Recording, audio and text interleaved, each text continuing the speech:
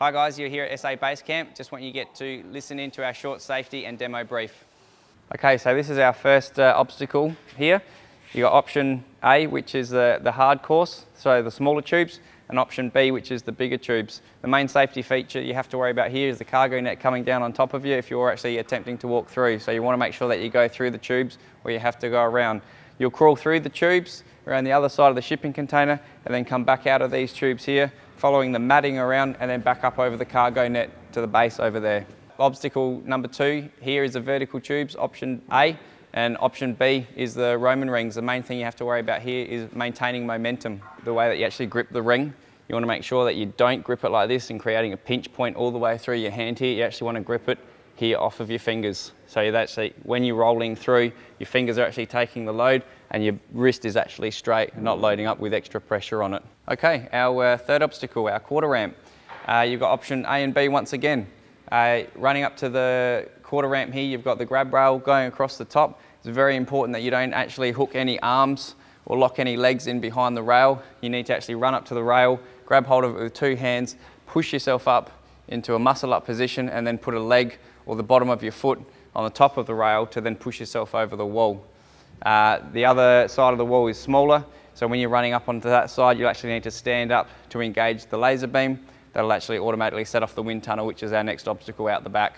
All right, so once you've achieved getting onto the top of either level A or level B, it's your choice to either jump off the top of here onto our crash mats or then rock climb your way down off the back of the wall. So once you've come down off of the quarter pipe wall, land on the crash mats, you'll be heading to the wind tunnel. The wind tunnel will automatically be up to speed within 3 seconds from you landing on the floor. Heading in this direction, you can see the big arrow. The main feature you need to worry about here is that the E-stop button. So if anything goes wrong at any time, you just bang on this button and it'll actually shut the machine down. Cool, all right, so once you leave the wind tunnel, you'll see the pegboard here.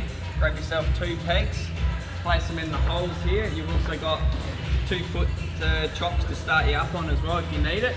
Stand on those and start putting the pegs into the wall until you actually get across to the next side.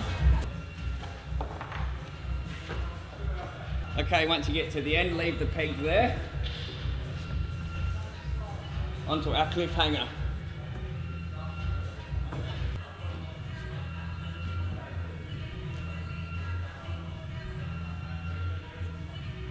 Okay guys, once you've come down off the traverse wall, then you're going to head over to the tyres here and you're actually going to crawl in between the netting and the tyres. We've got 2 versions of this. If the netting's not here, you're going to go straight through the tyres. The incline monkey bars. So you've got 2 options on going off of these 2 blocks here, higher level and lower level, depending on how tall you are. So the same principle here applies from when we're on the Roman rings. You want to be grabbing the bar in this section of the hand, not grabbing it on the full section of the palm here, otherwise you'll actually start increasing the risk of running blisters and blood coming through on your hands. We've got the chock block here to help you get up onto the wall, or you can jump up free.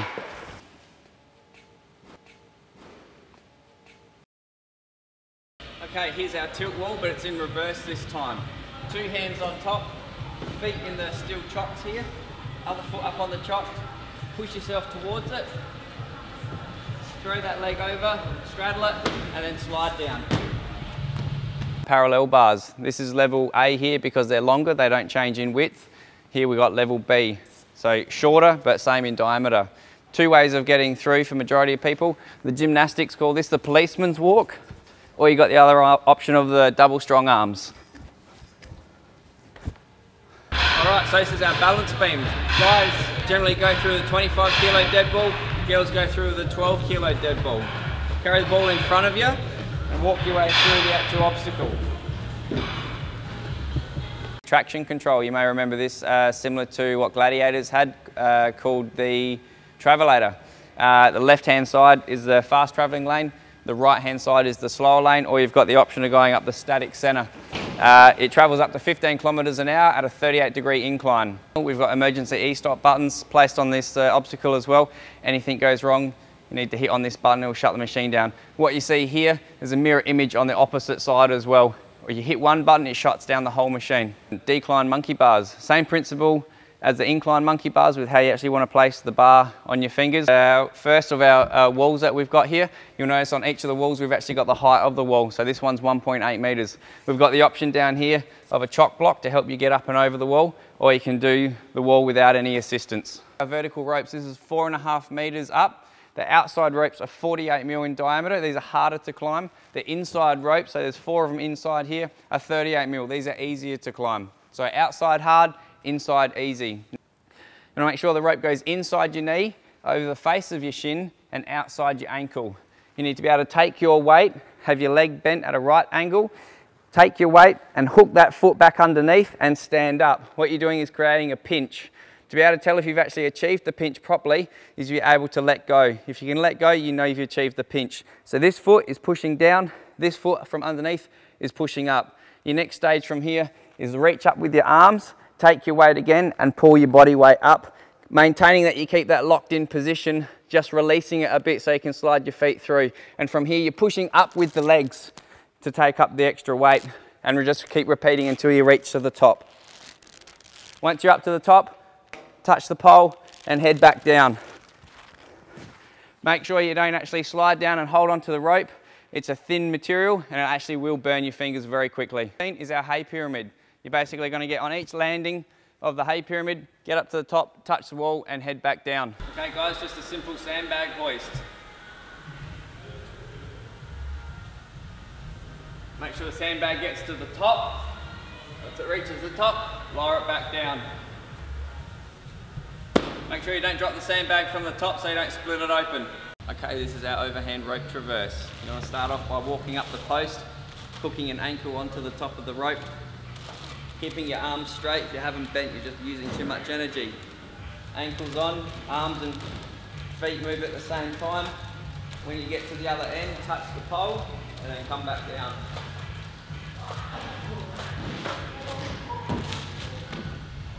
Okay, this is our combo wall. High side is 3 meters, lower side is 2.4. You've got the option of using a chock block to help you get up and over the wall, or go over the wall without the chock block. You've got the options on either side. Okay, so this is a technique on how to actually get over the wall safe and securely. One elbow on that side if you can, pushing the other elbow on top, so you're basically perched there now, kicking up with your feet, sliding that foot over. Alright guys, I hope you're still listening. Just a couple more points that you really need to take note of. The jumping off of higher equipment that we've got out there, make sure you land in the centre of the mats, not where the mats actually join. If you land in between, there's a good chance you're actually going to twist or roll an ankle. You won't hit the concrete underneath, but you actually are going to still injure yourself, so try to land in the middle of the mats. Also, if you've got any questions while you're going through the course, please feel free to ask us, and definitely do a warm-up before you actually hit the course. There's some pretty hardcore stuff out there and we don't want any injuries. Cheers guys, have fun.